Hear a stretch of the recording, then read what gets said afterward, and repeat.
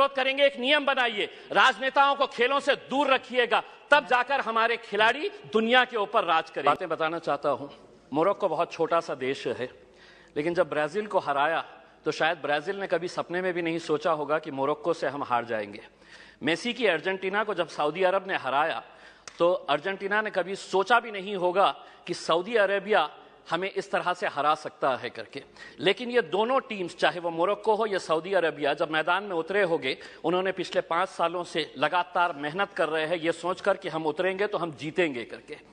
हमें 135 करोड़ की आबादी वाले देश के अंदर हम लोग क्या कर रहे थे उस वक्त? हम टेलीविजन के सामने बैठे हुए थे और हम ताली बजा रहे थे।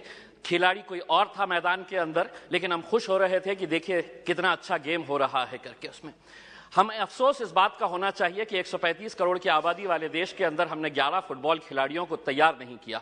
उस दिन सारे देश ने इस बात का चिंतन किया और हमने भी सोचा, यकीनन आपने भी सोचा होगा कि कहीं ना कहीं कुछ हमारी खेल नीतियों के अंदर कुछ बदलाव लाने की जरूरत है, वरना 135 करोड़ देश की आबादी अगर हम एक टीम तैयार नहीं कर रहे हैं तो कुछ ना कुछ कहीं ना कहीं गलत हो रहा है। इस बात का एहसास हुआ है और शायद वही एहसास को लेकर आज हम सभी लोग यहां पर इकट्ठा हुए हैं।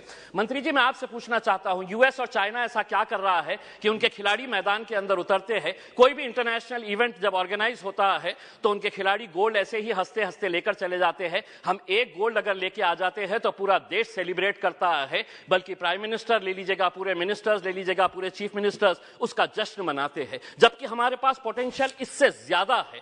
कहीं ना कहीं हम कुछ ऐसा नहीं कर पा रहे हैं वो कर रहे हैं करके। वो क्या कर रहे हैं? तो वो बचपन से ही अपने खिलाड़ियों को आइडेंटिफाई कर रहे हैं, कौन हमारा खिलाड़ी कौन से खेल के अंदर है, और उसके बाद पूरी जिम्मेदारी उनके स्पोर्ट्स एसोसिएशन, फेडरेशन और वहां की सरकार उठा रही है। हमें मंत्री जी हमारे शॉर्ट टर्म गोल्स और हमारे लॉन्ग टर्म टारगेट्स क्या होने चाहिए, इसको आइडेंटिफाई करने की जरूरत है। मंत्री जी, मैं आपसे अनुरोध करना चाहूंगा, एक सर्वे करवाइएगा पूरे देश के अंदर कि कितने ऐसे स्कूल्स हैं कि जहां पर स्पोर्ट्स टीचर्स मौजूद है। पूरे देश के अंदर, चाहे वो प्राइवेट स्कूल्स हो या गवर्नमेंट स्कूल्स है, स्पोर्ट्स टीचर्स कितने स्कूल्स के अंदर है। एक सर्वे करवाइएगा कि कितने स्कूल्स के अंदर प्लेग्राउंड्स मौजूद है। एक सर्वे करवाइएगा कि अगर ग्राउंड मौजूद है तो स्कूल के अंदर क्या एक फुटबॉल है, एक क्रिकेट का किट है, एक रेसलिंग का मैट है, क्या वहां पर बास्केटबॉल के लिए कोई सुविधा है। एक सर्वे करवा लीजिएगा पूरे देश के प्राइवेट, और तब आपको पता चलेगा कि हम लोग अगर खेलों के अंदर पीछे है तो इसकी वजह क्या है।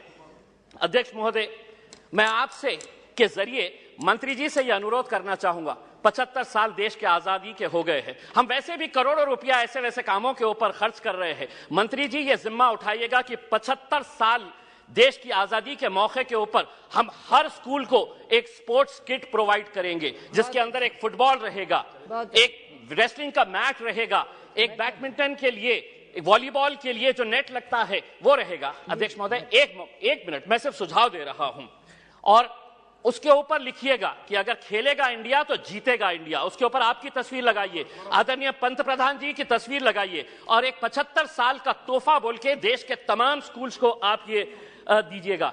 हर राज्य के अंदर 4 कम से कम स्पोर्ट्स यूनिवर्सिटीज होनी चाहिए। मेरे शहर के अंदर थी, पूना वालों ने उठाकर उसे पूना लेकर चले गए। हम जमीन ढूंढते रह गए और उन्होंने कहा कि नहीं, हम पूना लेकर चले जाएंगे। 4 स्पोर्ट्स यूनिवर्सिटी, जिसका फोकस एरिया यही होना चाहिए, sports education, sports management, sports science, sports research और स्पोर्ट्स न्यूट्रिशन।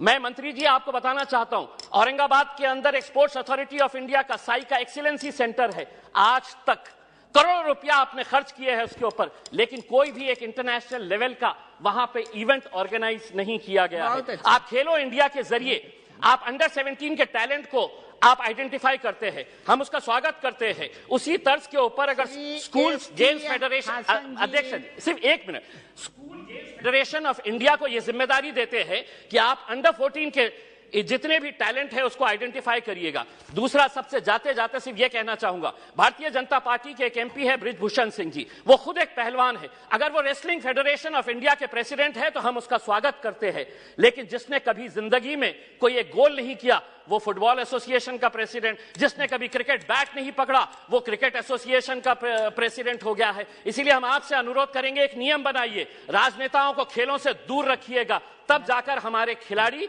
दुनिया के ऊपर राज करेंगे। बहुत बहुत धन्यवाद।